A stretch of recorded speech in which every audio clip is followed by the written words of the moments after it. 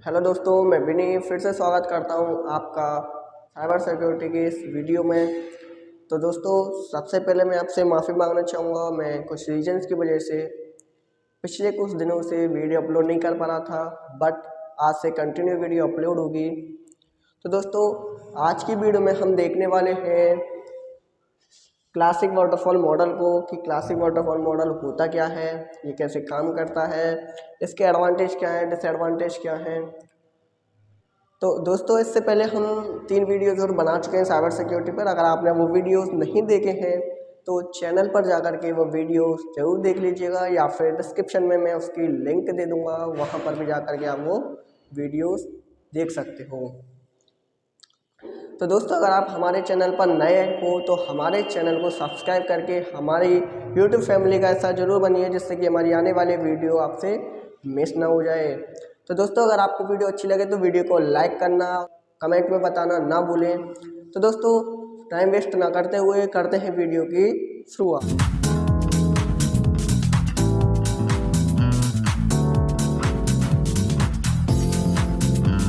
तो दोस्तों, अब हम बात करने वाले हैं वाटरफॉल मॉडल होता क्या है और इस मॉडल का नाम वाटरफॉल किस तरीके से पड़ा। तो आप अगर देख पा रहे हो इसे तो आपको देखने से ही पता पड़ रहा होगा, ये जैसे हमारा वाटरफॉल होता है उसी हिसाब से इसका मॉडल है। जैसे झरना अगर आपने देखा हो तो ऊपर से नीचे की साइड चलता है, ऐसे इसमें कुछ स्टेप्स हैं जो ऊपर से स्टार्ट होते हैं और नीचे की साइड वो ख़त्म होते हैं। तो इसकी वजह से इसका नाम पड़ा वाटरफॉल मॉडल। ये काम कैसे करता है वो देख लेते हैं। इससे पहले हम देख लेंगे कि ये जो वाटरफॉल मॉडल है इसका यूज क्या है। इसका हम यूज करते हैं कोई भी एप्लीकेशन बनाने के लिए। अगर हमें कोई सॉफ्टवेयर बनाना है तो उसके लिए हमें क्या क्या एलिजिबिलिटी होनी चाहिए और क्या क्या हमें काम करना पड़ता है, तो इसीलिए इस मॉडल का यूज करते हैं। तो ये काम कैसे करता है वो देख लेते हैं। सबसे पहले इसमें आता है feasibility study. Feasibility study feasibility study क्या होता है? फिजिबिलिटी स्टडी का मतलब है फाइनेंशियली जो आपके पास कोई प्रोजेक्ट लेकर के आ रहा है। मान लो मुझे किसी कंपनी से या फिर कोई कंपनी कोई क्लाइंट मेरे से कोई सॉफ्टवेयर बनवाना चाहता है, तो मुझे सबसे पहले ये उसका देखना पड़ेगा, ये चेक करना पड़ेगा कि वो फाइनेंशियली या फिर टेक्निकली एलिजिबल है या नहीं है। मान लो उसका प्रोजेक्ट थोड़ा बड़ा है और उसका बजट कम है, तो ऑब्वियसली वो जो काम करवा रहा है वो काम नहीं हो पाएगा। अगर आप कोई घर बनवा रहे हो और घर में आपके पास 20,000 रुपये हैं, तो आपका जो घर है वो नहीं बन पाएगा। इसीलिए क्या है, वो फाइनेंशियली एलिजिबल नहीं है अपने सॉफ्टवेयर को बनवाने के लिए या फिर घर को बनवाने के लिए। तो सबसे पहले हम देखते हैं कि जो क्लाइंट है वो फाइनेंशियली या फिर टेक्निकली एलिजिबल है या नहीं है अपने सॉफ्टवेयर को बनवाने के लिए। अगर वो एलिजिबल है तो हम मान लो अगर वो जो हमारा क्लाइंट है उसके पास बजट भी सही है और टेक्निकली भी एलिजिबल है, तो हम नेक्स्ट स्टेप की साइड चलेंगे, रिक्वायरमेंट और एनालिसिस की साइड। रिक्वायरमेंट और एनालिसिस क्या होता है? रिक्वायरमेंट का मतलब है जो एप्लीकेशन बनवा रहा है क्या उसके पास टीम है पूरी, या फिर कितना टाइम लगेगा, ठीक है, कितनी टीम चाहिए उसके लिए। तो हम रिक्वायरमेंट देखते हैं कि उसके पास रिक्वायरमेंट है या नहीं है। मान लो हमारा जो है प्रोजेक्ट बड़ा है और टीम हमारे पास छोटी है, 2-3 लोगों की टीम है, तो ऑब्वियसली वो हमारा प्रोजेक्ट ऑपरेट नहीं कर पाएंगे।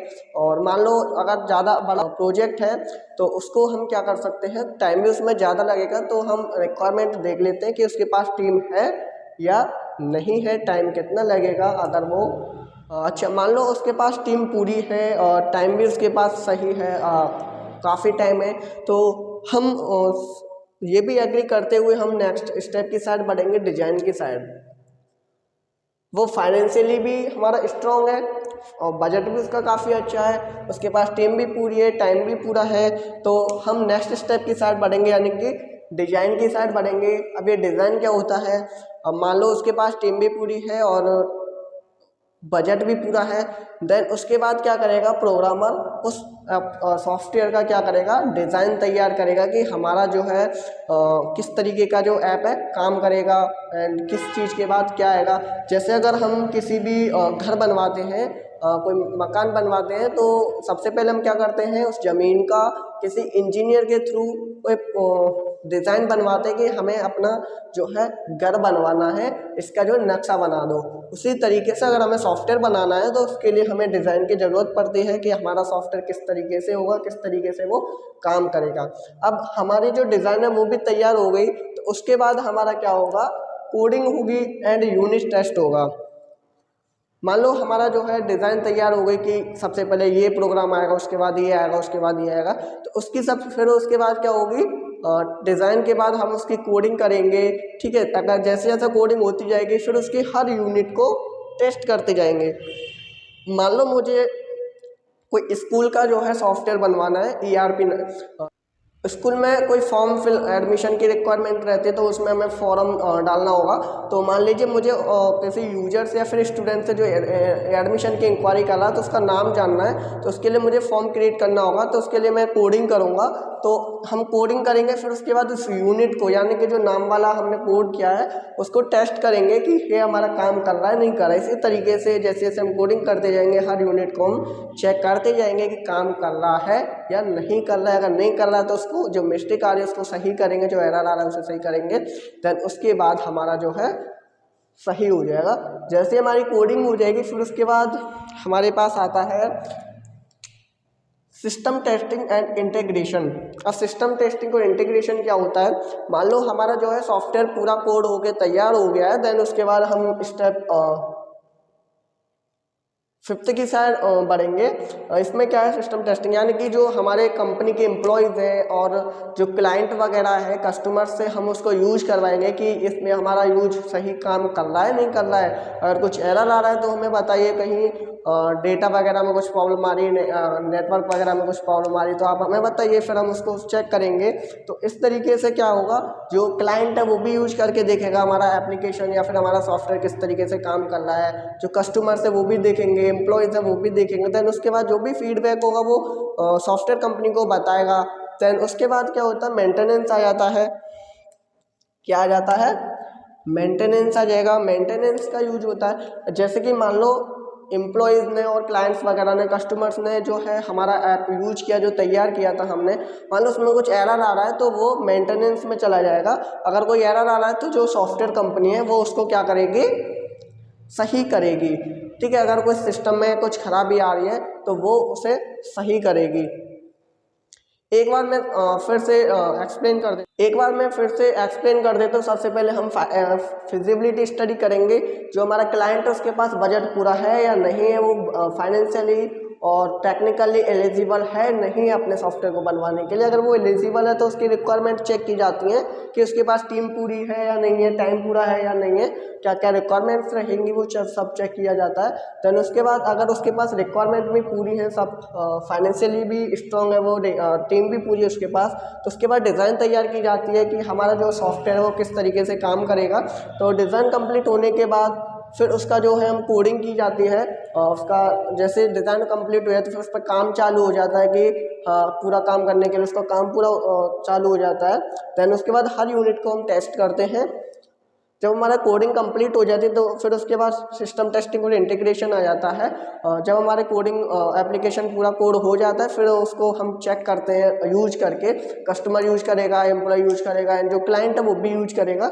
अगर उसमें कोई एरर आ रहा है तो उस मेंटेनेंस में उसको हम सही करते हैं। अगर कोई भी मिस्टेक आ रही है, कहीं भी कुछ प्रॉब्लम आ रही है, उसको सही किया जाता है। तो इस तरीके से ये जो है हमारा वाटरफॉल मॉडल काम करता है, और ये हमारा बिल्कुल काम करता है। जैसे हम कोई घर बनवाते हैं तो घर के लिए बनवाना ज़मीन पर, तो हमें एक इंजीनियर की ज़रूरत है जो उसका नक्शा बनाएगा।